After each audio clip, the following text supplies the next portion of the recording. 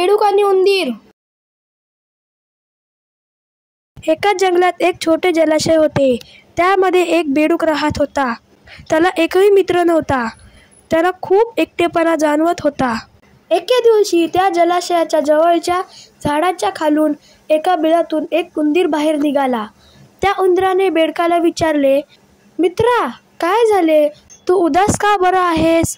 यावर बेडकाने उत्तर दिले की मला कोणीही मित्र नाही ज्याच्याकडे मी मनमोकळे गप्पा करू शकेन. त्याचे म्हणणे ऐकून उंदीर म्हणाला, अरे, आजपासून मीच तुझा मित्र आहे असे समज. मी नेहमी तुझ्याबरोबर राहीन. हे ऐकून बेडूक आनंदी झाला. ते दोघे मित्र तासनतास गप्पा करायचे. आपल्या मनातले एकमेकांना सांगायचे. कधी बेडूक उंदराच्या बिळात जायचा तर कधी उंदीर जलाशयाजवळ गप्पा करायला जायचा. दिवस सरत गेले.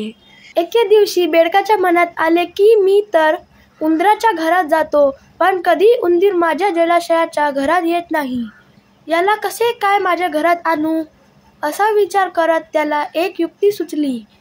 त्याने उंदराला म्हटले की मित्रा, आता आपली मैत्री खोल झाली आहे. असं काही करावं की एकमेकांची आठवण आल्यावर त्याची जाणीव झाली पाहिजे. उंदीर म्हणाला, पण आपण काय करायचे? धूर्त बेडूक म्हणाला, यासाठी आपण एका दोरीचे एक टोक तुझ्या शेपटीला आणि दुसरे टोक माझ्या पायाला बांधून द्यायचे.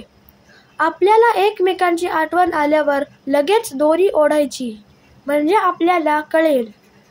उंदराला बेडकाच्या धूर्तपणाबद्दल काहीच माहीत नव्हते, म्हणून तो असं करायला तयार झाला. बेडकाने त्या उंदराच्या शेपटीला दोरी बांधली आणि दोरीचे एक टोक स्वतःच्या पायाला बांधले आणि लगेच पाण्यात उडी मारली. तो आनंदी होता कारण त्याने विचार केलेली युक्ती काम करत होती. त्याच्यासह उंदीर पण पाण्यात पडला, परंतु त्याला काही पोहता येत नव्हते. तो पाण्यात बुडून मेला. हा सर्व प्रकार एक बाज वरून बघत होता. त्याने मेलेला उंदीर बघून त्याला लगेच तोंडात दाबण्यासाठी खाली आला आणि उंदराला घेऊन गेला. त्या उंदराच्या शेपटीला बेडूक बांधला गेला होता, त्यामुळे तो देखील त्या बाजचा शिकार बनला. अशा प्रकारे बेडकाला देखील आपले प्राण गमवावे लागले. तात्पर्य: दुसऱ्याचे नुकसान करणाऱ्याचे नेहमी नुकसानच होते. तर फ्रेंड्स, तुम्हाला व्हिडिओ आवडला असेल तर या व्हिडिओला लाईक करा, शेअर करा आणि चॅनलला सबस्क्राईब करायला विसरू नका. Thank you friends and bye bye.